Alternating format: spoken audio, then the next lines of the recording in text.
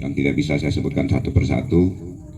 Yang sangat saya hormati Ketua Karang Taruna, alhamdulillah hadir, Saudara Murdali, para tokoh Dok Makmur, Garing Bebulak, ini Bebulak, tapi alhamdulillah 2025 sekaligus bulan 1 Rajab, hijriahnya Rajab ya.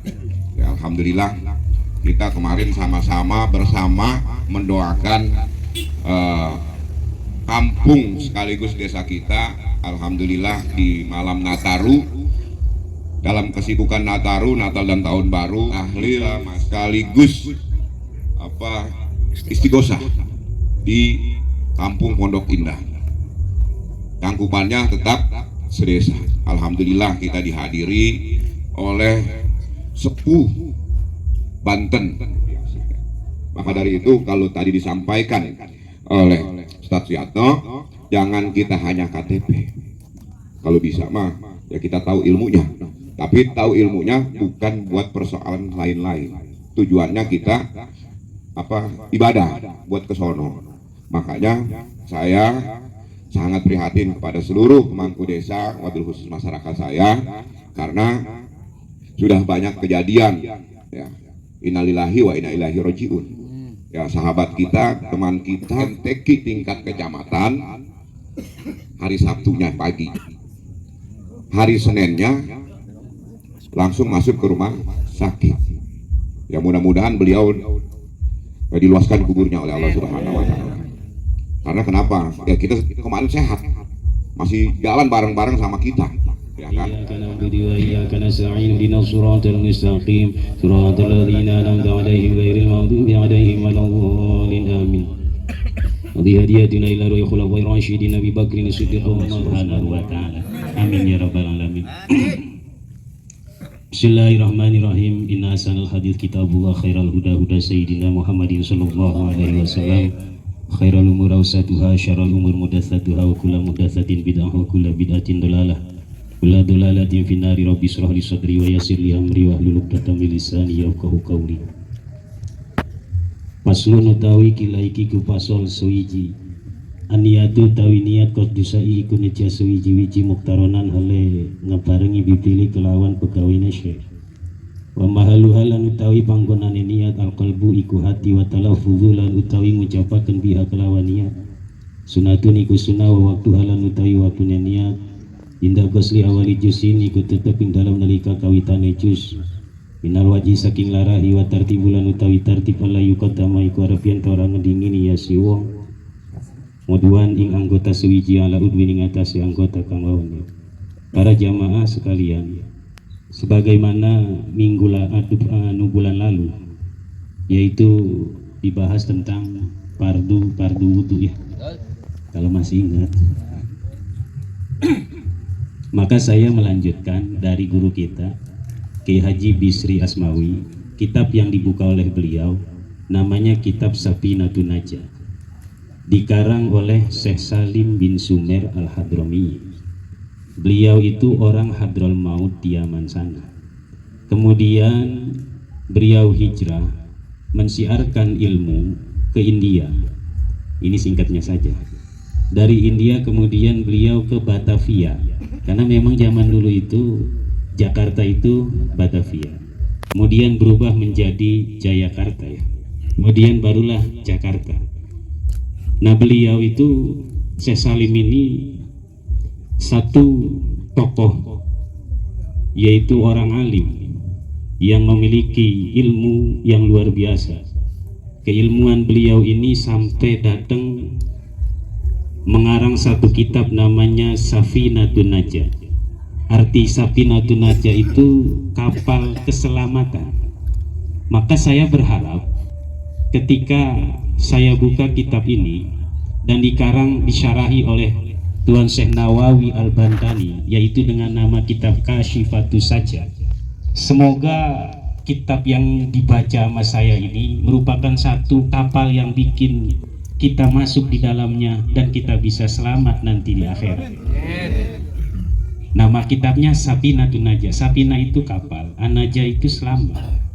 Jadi kita yang duduk ini orang yang beruntung Berarti kita ini lagi duduk di kapal. Kita bayangkan ketika kisah Kanjeng Nabi Nuh alaihi salam, beliau mengajak umatnya untuk bisa masuk ke dalam kapal tersebut karena memang diwahyukan oleh Allah Subhanahu wa taala. Maka orang-orang pilihan sajalah yang bisa masuk ke dalamnya. Bahkan anak kandungnya sendiri yaitu Kan'an itu nggak bisa. Ketika nggak dapat hidayah, nur cahaya dari Allah Subhanahu wa taala, tetap nggak bakal bisa selamat. Maka dengan harapan saya buka kitab Safinatun Najah ini, yaitu semoga kita yang hadir di sini nanti kelak diberikan keselamatan oleh Allah Subhanahu. Nanti di kesananya ada masjid. Nah itu di masjid itu makam beliau itu ada di masjid tapi di bawah mihrab. Jadi kita kalau mau ziarah ke sana, nah itu kudu lewat samping masjid. Nanti di depannya itu kan di pagar.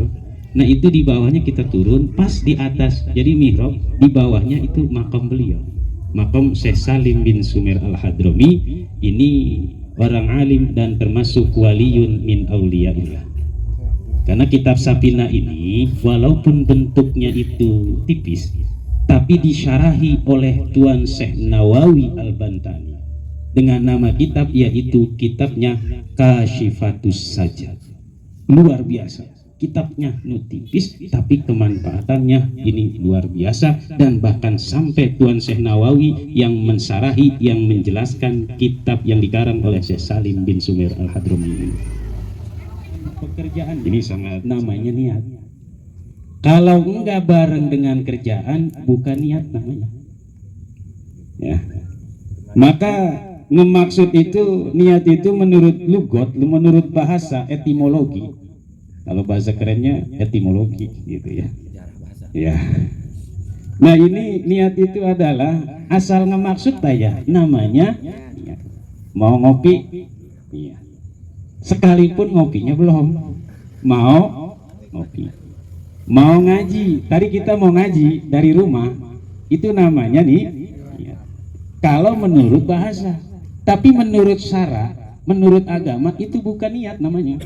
Kenapa? Sebab karena niat itu diiringi dengan kerjaannya. Model kayak sekarang, kalau tadi kita dari rumah namanya azam, rencana. Kalau bahasa kita aja rencana. Nah kalau sekarang ini pelaksanaan, ini namanya nih pembuktian. Jadi rencana dan juga diiringin dengan kerjaan atau pembuktiannya. Nah ini, maka niat itu ada beberapa bahasan yang kita bahas. Pertama, definisi niat. Yang kedua, tempatnya niat. Yang ketiga, waktunya niat. Yang keempat, tujuan niat. Kemudian tata cara niat, kemudian hukumnya niat, dan terakhir syarat-syaratnya niat. Ini yang wajib kita ketahui di antara 3 pan ilmu. Selain tauhid, selain tasawuf, maka wajiblah kita mempelajari hukumnya fardu ain, yaitu ilmu fiqih, pan fikih. Maka nanti resikonya ini kan repot. Sekarang kalau dia misalnya niatnya kosong, wudunya kagak sah. Kalau wudunya enggak sah, sholatnya enggak sah. Ngerjain sholat dalam keadaan hadas kecil, yang ada bukan pahala tapi dosa. Makanya hal yang sangat wajib inilah yang harus kita perhatikan betul-betul, supaya nanti kita terarah ibadah kita itu sebagaimana yang disampaikan dan diajarkan oleh Kanjeng Nabi kita Muhammad Shallallahu Alaihi Wasallam. Ya, maka ilmu itu sangat penting luar kawin, buru-buru kawin ya. Kalau yang ada anak muda yang belum kawin, buru-buru kawin. Contoh begini, kita mandi, ya, mandi basah, ya. Tahu mandi basah? Ya, mandi basah, ya mandi memang basah, ya, nggak ada mandi kering. Ya, sekarang mandi basah nih, anak muda yang belum kawin mandi basah, yang udah kawin mandi basah. Tapi bedanya mana? Yaitu ketika dia berhubungan Maka yang satu mah anak muda belum kawin mandi basahnya itu yang nggak dapat nilai apa-apa. Tapi untuk bagi yang sudah kawin, ini mandi basah termasuknya mandi junub itu hukumnya wajib. Dan pahala wajib mengerjakan sesuatu yang wajib, maka itu pahalanya nilainya besar. Maka sangat beruntung.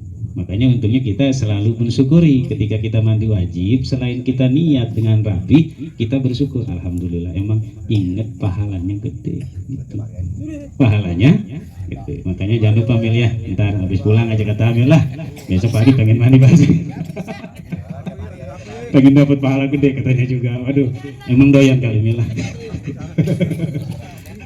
Ya, atau misalnya begini, maka tergantung nih apa enggak mandinya. Ya sah, karena memang kerjaannya yang wajib, niatnya sunnah. Dan ada juga mana, yaitu niatnya wajib, kerjanya sunnah. Ini biar hafal nih, karena ini wajib hukumnya, bukannya sunnah ini. Karena memang mengetahui fardu itu hukumnya wajib fardu ain. Ya, ya.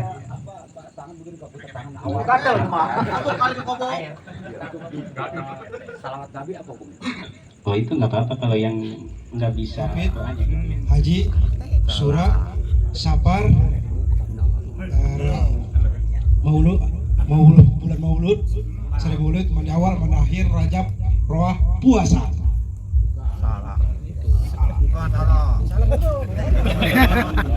Terus sampai datang di akhir bulannya 12 bulan.